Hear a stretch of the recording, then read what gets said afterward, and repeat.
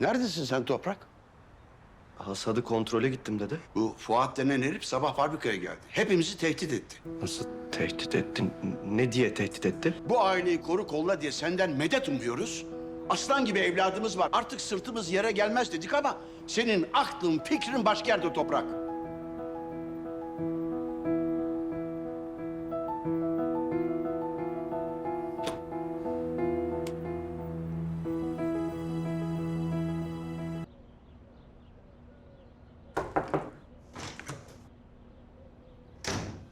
Çıkmamız lazım. Yemek yiyeceğiz. Sebep? Baş başa yemek yiyelim demiyorum sana. Asistanı aradı. Fuat Demirci bizi bekliyor. İyi.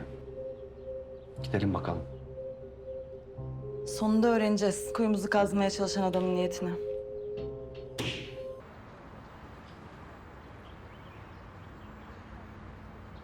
Nerede kaldı ya bu adam? Gelir herhalde birazdan.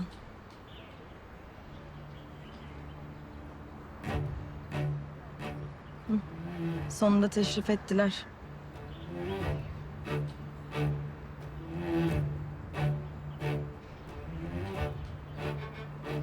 Toprak Bey.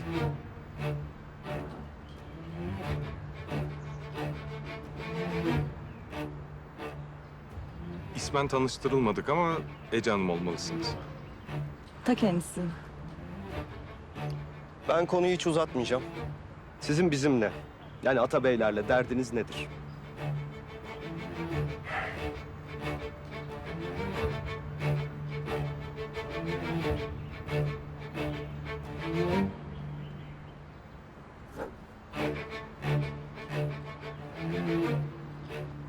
Açık konuşmanızı takdir ediyorum. Ben de açık konuşacağım. Babanızı ve dedenizi ne kadar tanıyorsunuz? Ben onları çok eskiden ve çok iyi tanırım. Buraya nasıl geldiklerini, bu serveti nasıl edindiklerini çok iyi bilirim. Ne demek istiyorsunuz? Açık açık söyleseniz. Bakın Toprak Bey, çok mal haramsız, çok laf yalansız olmaz derler.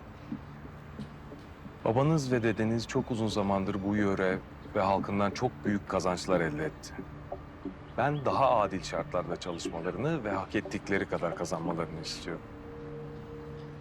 Fiyat kırma meselesine gelince, bence sizin fiyatlarınız fahiş. Çünkü doymak bilmeyen bir babanız ve dedeniz var. Fuat Bey, bence siz laflarınıza dikkat etseniz iyi edersiniz. Bir genel müdüre göre ne kadar fevrisiniz. Neredeyse bu aileyle başka bir bağınız olduğunu düşünüyorum. Eğer söyleyecek başka bir şeyiniz yoksa ben bu görüşmeyi bitirmek istiyorum.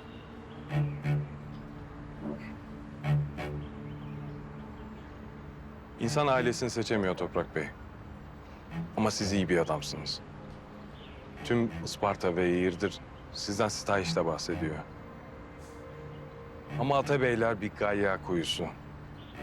Size tavsiyem en kısa zamanda o kuyudan kendinizi kurtarmanız. Bu söylediklerinizi neye dayanarak söylüyorsunuz bilmiyorum. Ama haddinizi aşıyorsunuz. Halil Atabey'in de, Rıfat Atabey'in de gerçek yüzünü çok yakında siz de göreceksiniz.